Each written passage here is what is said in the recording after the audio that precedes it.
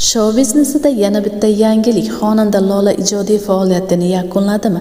Yaqinda bo'lib o'tgan konsertidan so'ng mashhur o'zbek xonandasi Lola kutilmaganda o'zining Instagram sahifasida barcha rasm va videolarini o'chirib tashladi.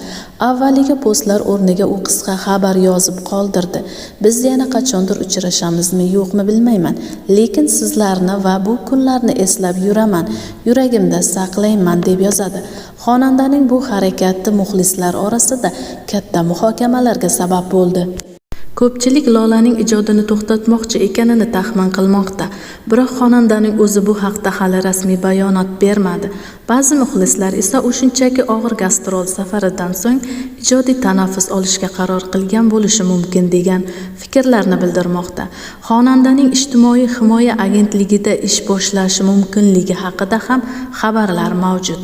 Ma'lumot uchun Lola 4-sentyabr kuni 40 yoshni qarshiladi. U 1985-yilning 4-sentyabrida Toshkent shahrida tug'ilgan. Uning otasi Ravshanbek Yo'ldashev uzoq yillar mobaynida ichki ishlar organlarida tergovchi sifatida faoliyat yuritgan.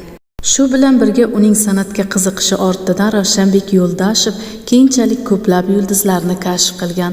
Tarona Records prodyuserlik kompaniyasiga asos solgan. Uning yordamida Sitora guruhi, Shahzoda, Shahrixon kabi xonandalarning tanilishiga hissa qo'shgan. Onasi Gulnora Yo'ldasheva esa dizaynerlik bilan shug'ullangan. U avvaliga turmush o'rtog'ini qo'llab-quvvatlash uchun uning prodyuserligida suratga olingan kliplarda kostyum ustasi bo'lib ishlagan.